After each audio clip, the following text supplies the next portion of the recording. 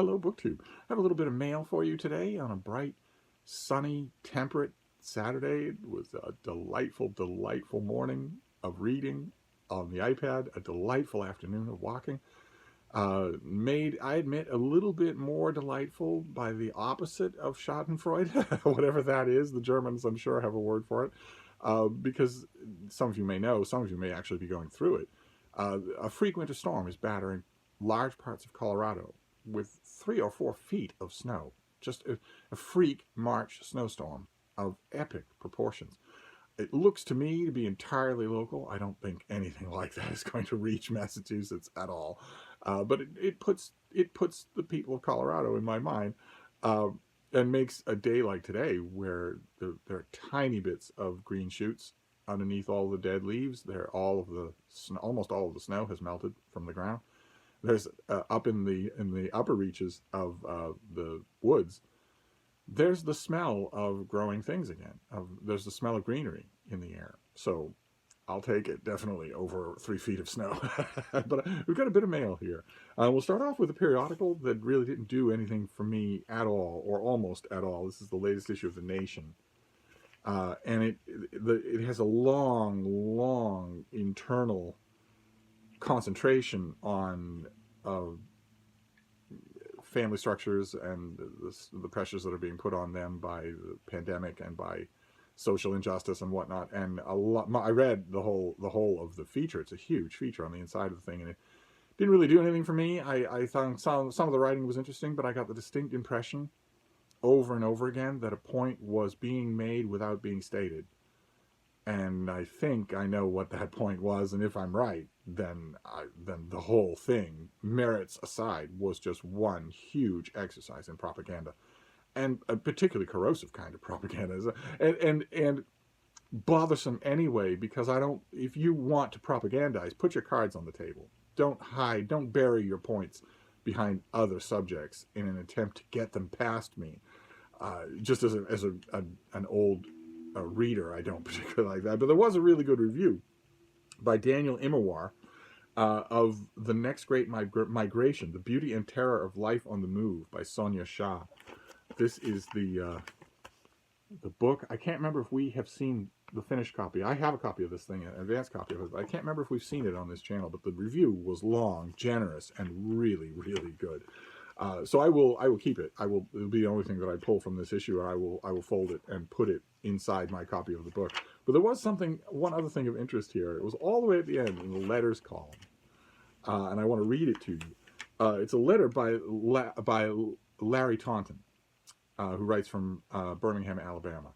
Some of you will know that name. He was the author of a book that I hated, that I thought was horrible. And I wrote a review of it that very much reflected that fact. And apparently he was taken to task in an earlier issue, or brought up in an earlier issue, and he fires back in this issue. So I want to read you his letter. The title that the editors gave it is Hitchens and Faith. It's about Christopher Hitchens. About Let 1,000 Biographies Bloom by David Nasaw. The conclusion in my book, The Faith of Christopher Hitchens, The Restless Soul of the World's Most Notorious Atheist. That was his book. The Faith of Christopher Hitchens. And we'll come back to that. The conclusions in my book were not, as Mr. Nasaw writes, without any real evidence. No, as reviewers of the Times of London, the Wall Street Journal, and Christianity Today and others noted, they were based on Christopher's own writings and public statements. Never mind reading my book, which Mr. Nasaw clearly did not. Did my critics bother to read his? Let's just press on. This charge, which Mr. Nasaw unwittingly perpetrates, was part of an effort to discredit my book, similar to the one described by Elizabeth Harris in the New York Times to derail Stephen Phillips' proposed biography. The attack was multi-pronged, that I was not really Christopher's friend, a charge Christopher himself anticipated and refuted, that I was simply out to make money, which can be said of any author, even Christopher Hitchens, that I had claimed Christopher had converted on his deathbed, if only it were so. David Frum peddled this fantasy in an article and tweets about the book that bears scant resemblance to the one I wrote. Indeed, I wrote the last chapter in anticipation of such accusations. At the request of Peter Hitchens, that's Christopher Hitchens' brother, I never returned fire, but Mr. Nasaw's article has provoked me, to see Carol Blue Hitchens, that's Christopher Hitchens' wife, doing this again to another author is too much. The insinuation here being that the organized campaign of attack against his book was perpetrated by the late Christopher Hitchens' wife in some sort of rearguard action to preserve some idea of who her husband was, and that might be the reason why she derailed Stephen Phillips' proposed biography of Christopher Hitchens. And I don't know anything about those background shenanigans, but I don't trust Larry Taunton's version of them at all, because his description, the indication of what his own book is like in this letter are false. I read David Frum's refutation of his book and tweets about it, and they were substantially accurate. It's a ghoulish, grave-robbing book. And although Taunton says that his critics said that characterize him as saying that Hitchens had a deathbed conversion, he knows that's not true. That's not what his critics say. They say what his book says, which is that Christopher Hitchens was not firm in his atheism. That at the end of his life, he was questioning whether or not there was a God, and just so happens to be the one God out of the 11,000 gods we know humans have invented that Larry Taunton also thinks is real and happens to worship. And the prime example of the fact, not only that that isn't true, but that Larry Taunton knows that isn't true, is that he waited until Christopher Hitchens was good and dead before he published his book. Because had he not done that, in the pages of The Nation itself, Hitchens would have wildly and at length denounced it. It would have refuted every single claim, except maybe a claim of friendship. No one doubts that they were friends. But Taunton's book clearly wants you to come away from its final page believing that Hitchens was some sort of crypto-Christian at the end. Not a deathbed confession, but that his massive powers of ratiocination led him eventually to believe that maybe there really was something to the faith that Larry Taunton happens to hold as well. Not Buddhism, not Hinduism, but that particular faith. Now, I don't know if Carol Blue is organizing a defense of her husband's memory. I have no idea. I have heard rumors that she's not so much shooting down everything as she is clearing a path for a chosen biographer who has been at work on this thing for 10 years. I don't know if that's true, and I don't really care. All I know is that when Larry Taunton characterizes himself as an innocent victim of a smear campaign, my eyebrows go up because his book is not innocent. And if I remember, I will leave a link to my review of it down below, so you have a further idea of what we're talking about if you know nothing about it at all. But then we'll get to the mail, and the first thing we'll do is get to an item that it did not come in the mail. It was hand delivered to me by my surly houseboy. It is an item. It is a comic book. It is a collection, a hardcover collection. Legion of Superheroes Before the Darkness, Volume 1.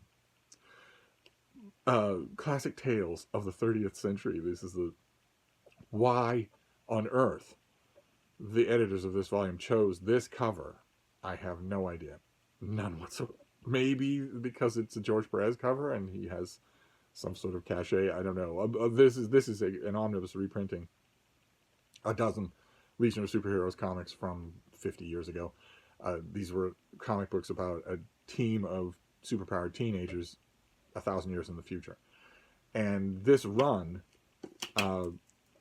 has a great... It's a weird run to do because... there aren't a lot of really good stories in this run. You would only want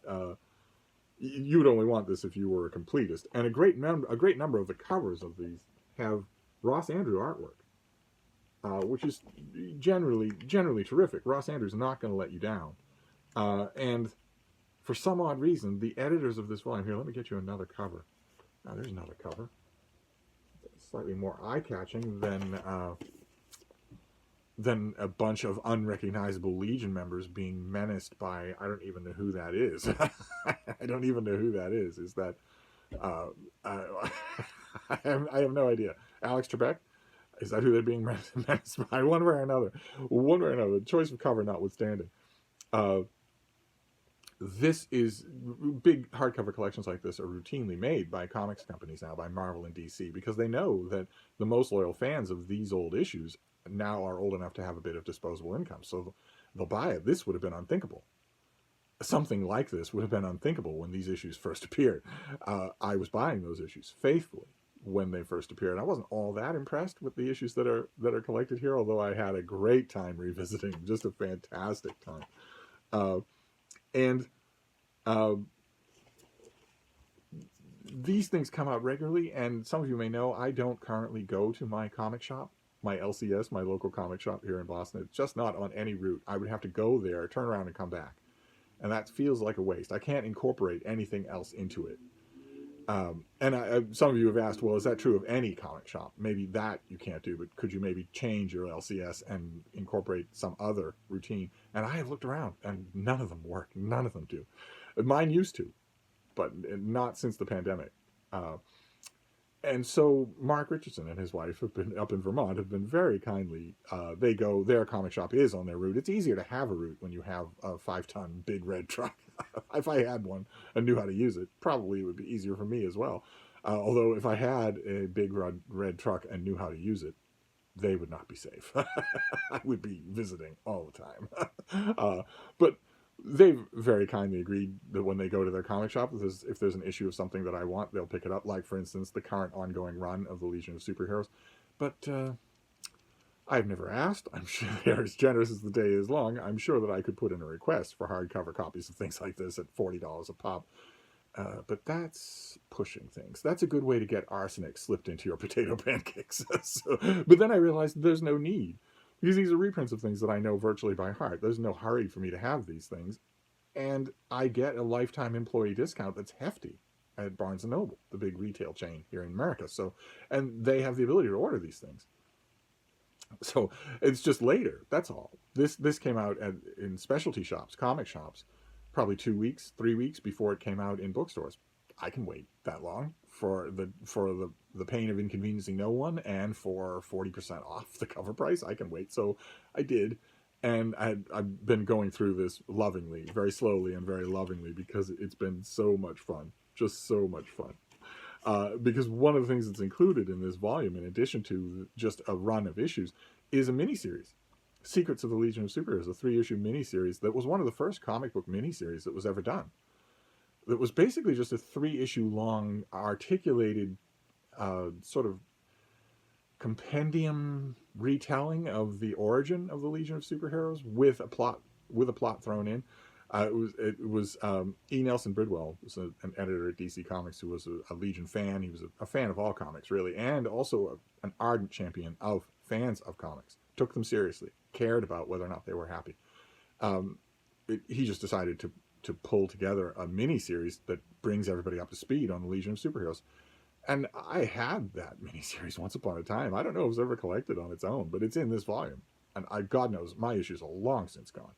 So that was great to have here. And those of you might wonder, well, what does that mean, Before the Darkness, Volume 1? Is that the issues that are going to be reprinted, I bet this probably goes on for 2 issues, maybe 3, with Before the Darkness as kind of a subtitle.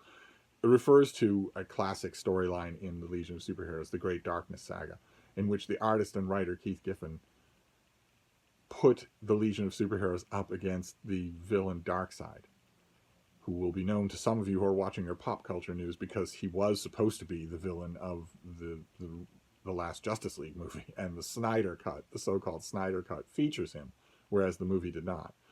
And it was a curveball. Darkseid was a big, sort of vague, boring villain that was created by Jack Kirby, and the curveball for Legion fans, for DC fans of any kind, was Kirby's idea that Darkseid would live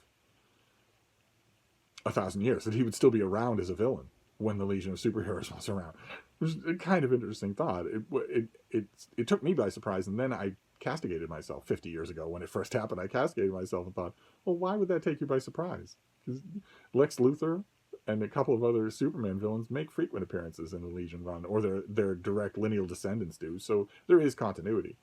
But one way or another, it's an epic thing. It hasn't had a full-dress hardcover reprint treatment from DC, and it will get that. I don't know why DC isn't just busy pumping out hardcover, really nice Legion reprints every month, because Legion fans are loyal and fanatical. We will buy anything that reprinting Secrets of the Legion of Superheroes. Good Lord.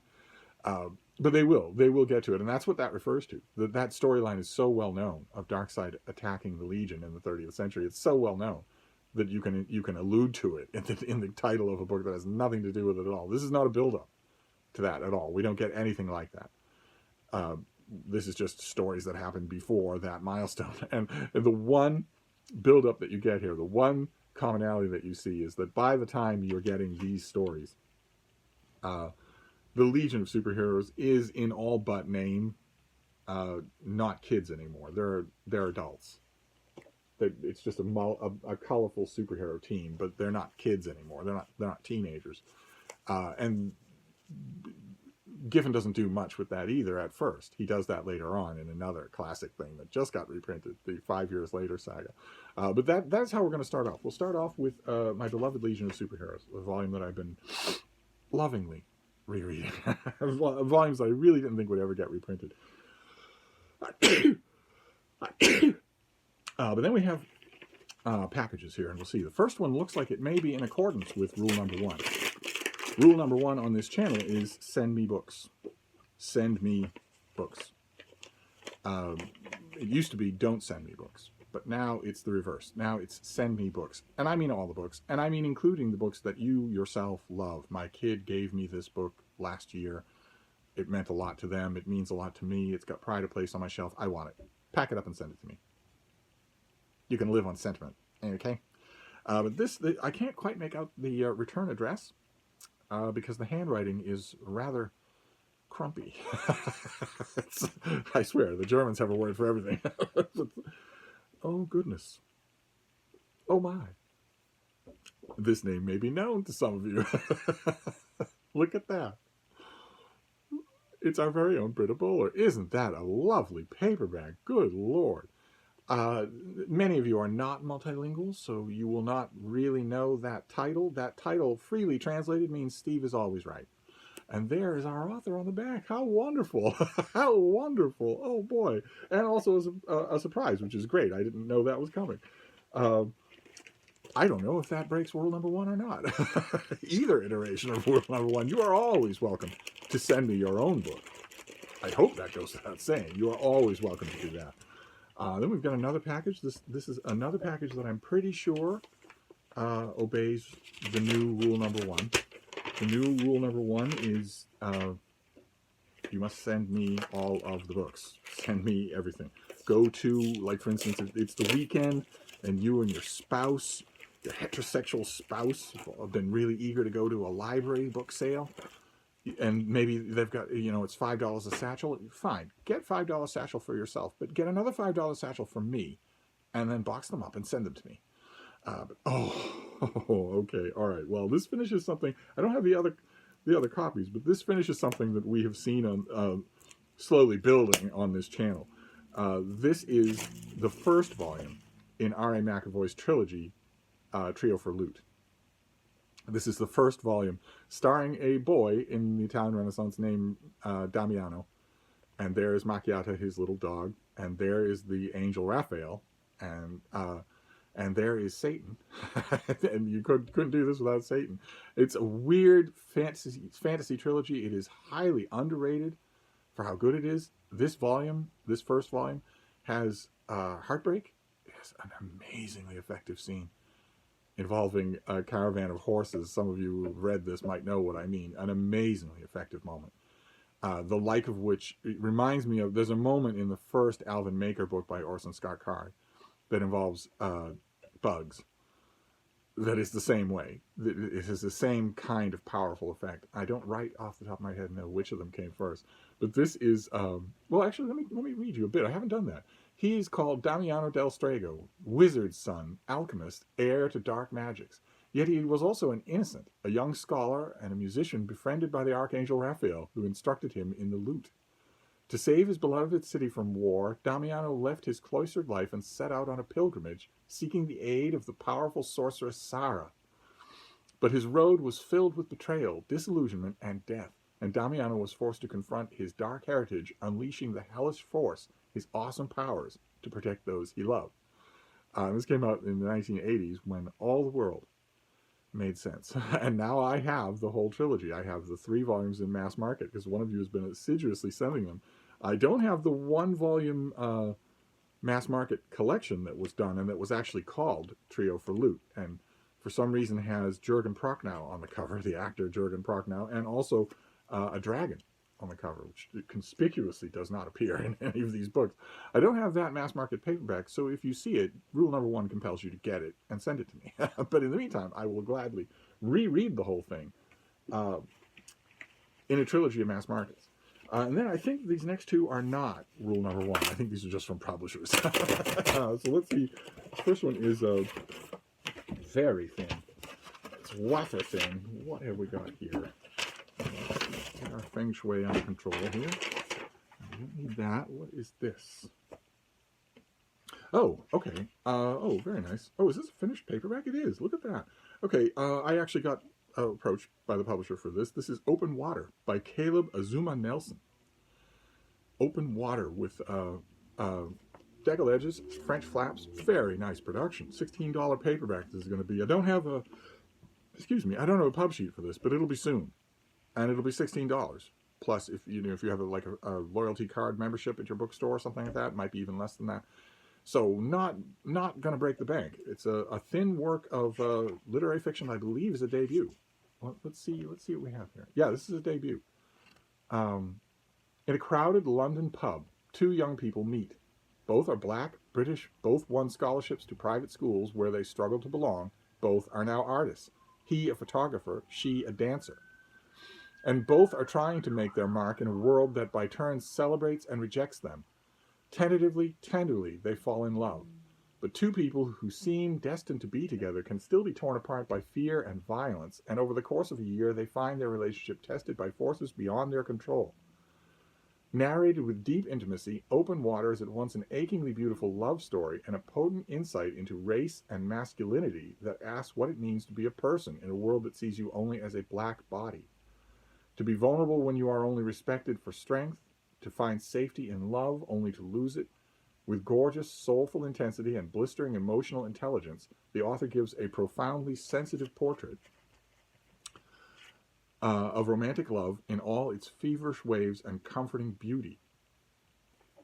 Okay, oh my God, what happened? we dealing with the sun here? Oh no. Well, you all knew I was divine anyway. As long as you can see the covers of the book, I'm not going to bother. I don't think I can reach the door. Does that help at all? No, it doesn't. And for this, 10,000 subscribers. So anyway, what about the author? Caleb Azuma Nelson is a British Guyanan writer and photographer living in southeast London. Okay, so lots of autobiography probably in this book. His writing has been published in White Review and Litro. He was a finalist for the BBC National Short Story Award, and his photography won the Palm People's Choice Award. And this is his first novel. And he's quite young. Okay, fantastic. I don't have the date on this, but I am intrigued. Love stories will do it every time. So I don't have a date on this. Open Water is going to be a $16 paperback release in a very nice edition. So if that description sounded good to you, ordinarily I would say, reserve it at your library or, put it on a Christmas list or something like that. But $16 you could probably afford.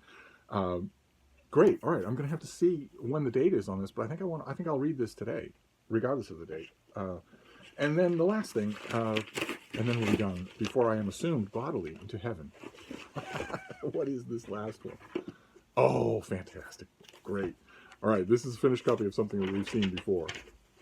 This is out in early April. This is by Jack Kelly, and it is Valcour. This is the finished copy of Valcour, new American Revolution era volume. That stars whose hero, one of its cast of heroes, is Benedict Arnold. During the summer of 1776, just 3 days after Patriots declared independence from Britain, an enemy invasion from Canada loomed. In response, citizen soldiers of the new nation mounted a heroic defense. Patriots constructed a small fleet of gunboats on Lake Champlain in northern New York and confronted the Royal Navy in a desperate 3-day battle at the island of Valcour. Their efforts stunned the British and forced the enemy to call off the invasion. you're making this out, right? Even though there's out of control sunlight. Um, this is the wild, suspenseful story of this crucial and often neglected campaign of the American Revolution. Uh, and I read the advanced copy of this and loved it. It is just fantastic. The best kind of popular history, in that it informs as it goes along and remembers to tell a great story in addition to informing. This is not a dry monograph at all. So fantastic to have a finished copy. That's great. So there you go. That is a kind of chaotic mail haul. My last as a mortal being. So we have The Legion of Superheroes, Before the Darkness, Volume 1. We have Valcour by Jack Kelly. I have a feeling this finished copy will be making its way to Vermont in due time, but I'm hoping to review it. We have Open Water by Caleb Azuma Nelson, his debut novel in a beautiful paperback. We have Steve is Always Right by our very own Britta Bowler in a lovely paperback. Look at that. And finally, Damiano by R.A. McAvoy, the first book in the Trio for Loot trilogy. So by sheer random chance, one person has been sending me each book in that trilogy, and by sheer random chance, I got it in exact reverse order. So I got Raphael first, then Damiano's Loot, and now Damiano. But that's great. Now that I have all three of them, I will give it a reread. But anyway, that's all for now. I am clearly going to be taken up into heaven, and then I'll find out which of those 10,000 gods is real. I've badmouthed all of them, so it's going to be bad news no matter what. But anyway, unless God really is dog, in which case I luck out more than anyone in history, but that's not going to be true. Anyway, it's been wonderful. I am now going to depart. Thank you, BookTube.